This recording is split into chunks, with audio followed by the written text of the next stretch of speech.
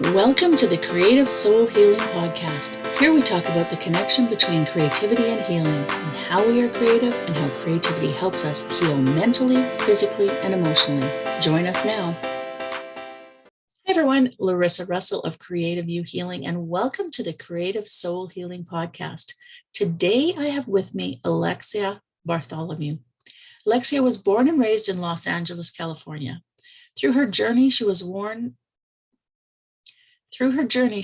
the hats of daughter, sister, aunt, cousin, soldier, veteran, college graduate, overcomer, and now writer.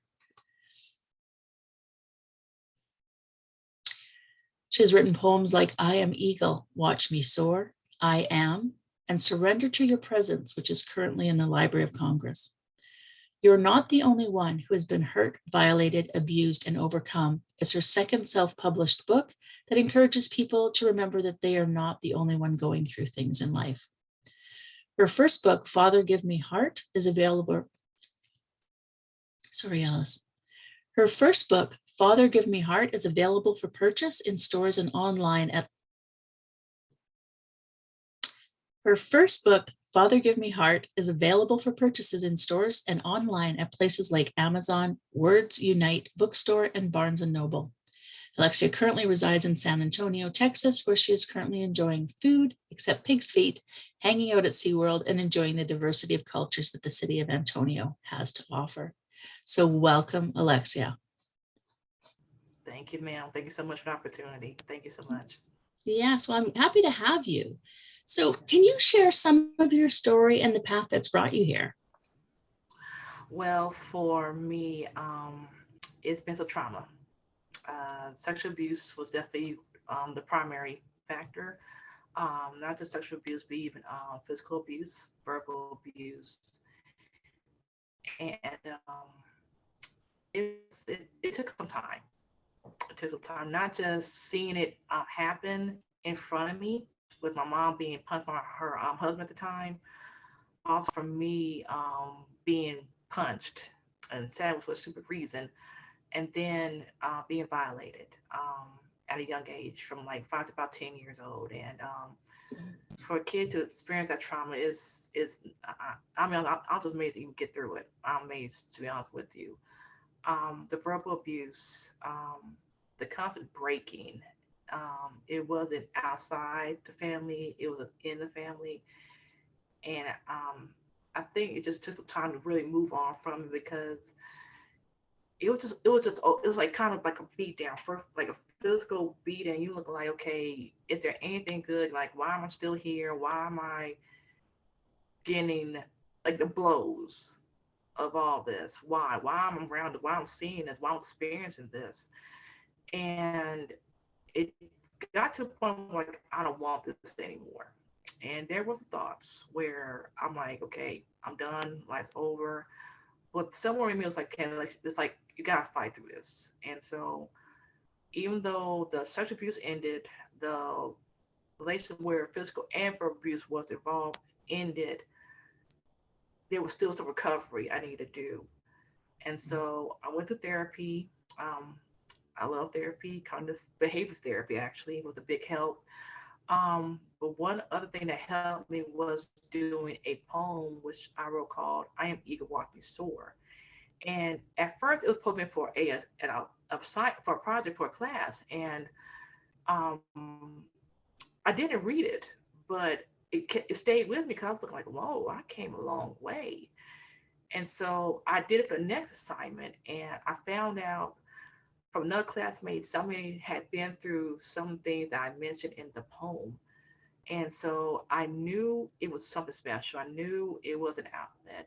And so years later, still did more poems. And then the second book I did, I'm Not the Only One, which is like an alignment of the poem, really talks about the things I've been through because I think a lot of people don't really share what they've been through. And so I mentioned the experiences of the sexual abuse, the relationship with the wrong boys and men, the bullying, and the relationship with my mom, and I'll say my dad, two dads. So here I am. Here I am. Yeah, stronger than ever. Yeah, my heart goes Yeah. out to you. Thank you, It's ma'am. that's a lot to go through. But yeah. Yes, ma'am. So what does healing with creativity mean to you? I say it's an outlet. Mhm. And the reason I say it's an outlet because there are times, and you probably can attest to this, where we want to say something, but we don't know how to say it. And there are times we use music to kind of get an idea of what we want to say, but there are times it's not enough. And so, like, with arts, paints, dancing, um, it is an outlet of expression. And so for me, writing was one of my biggest outlets of expression. And I'm glad I used that route because it's helped me a long way. Yeah, yeah. I'm a huge proponent of journaling, so I think it's so important to be writing. Um, even if we're doing a painting project, let's write as well, right? To go with that. Yeah, I really agree with that. Well, So, so have you always done the same? Like, were you always a writer, or was that something that came after? it came after because in high school I took a creative writing class. And you take a class just for fun. You think nothing of it. Just want to graduate and move on from high school. But I didn't think it'll be a big component for me because even though I'd done the journaling thing as a teenager, say, oh, I like this boy, all this stuff. I just did not know it was gonna be I say a birthing Mhm. of not just the writing how I feel, but I kind of got a side of me that I never thought was there. And so it really didn't hit until I was like I want to say in my 30s, when I did I Am Eagle. It really was like, okay, like, hey, I'm thinking, okay, this is my personal anthem poem. But the more I read it, I saw that it was I'll say like a ricochet or like a domino effect because people can relate to the poem. And even now, I'm amazed to even do 2 books. That still, I ain't like that shocks me. Cause like, okay, I can do poems. I can do poems back in my palm of my hand. I can do poems no problem. But we came to writing books, especially my second book. It was like, this is not my norm. This is beyond me. But I'm glad that I did it because it showed a side of me that was always there, just need to cultivate. And it's a beautiful result, very beautiful result. Yeah, yeah. And we've been talking a lot about COVID because, of course, we're 2 years into this now.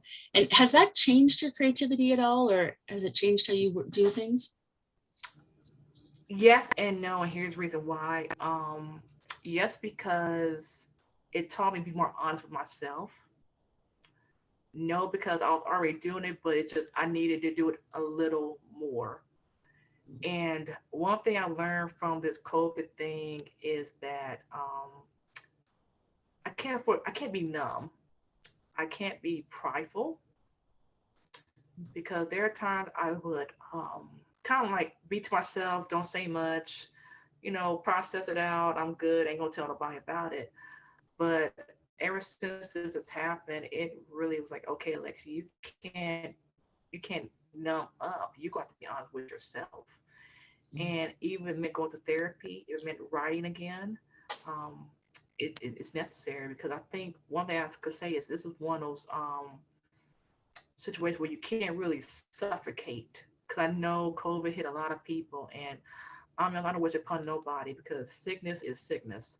But I'll tell you this, it definitely gave me a new outlet in life and also appreciative because a lot of people don't have that mobility, assistance, the recovery.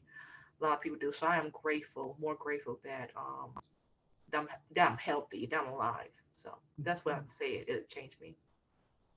Yeah, that I find that there's sort of two camps. Those people who went internal, right, and are working on themselves, are the ones that went Mm-hmm. external and are just like trying to fill the time, and they're just like, but there's so many people just going inside right now and really, Yes, yeah. yeah, which I think is really great, really great. Yes, Well, I want to ma'am. thank you so much for being here today. Is there anything else you'd like to share before we go? No, ma'am. Well, actually, there is something.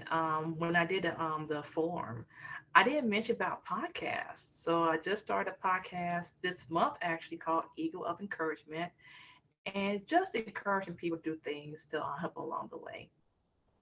Oh, perfect. Well, if you send me the links, we'll make sure that we add them there so that everybody can find that. And we've got your links as well, so people can find your books. So we'll make sure to share that. Yes, All ma'am. right. Well, thank you so much again. Not a problem. Not a problem. To our listeners, we'll see you again next time. And in the meantime, I wish for you amazingly creative days. Thank you for listening. If you found our podcast of interest, we'd love for you to leave a review wherever you listen in.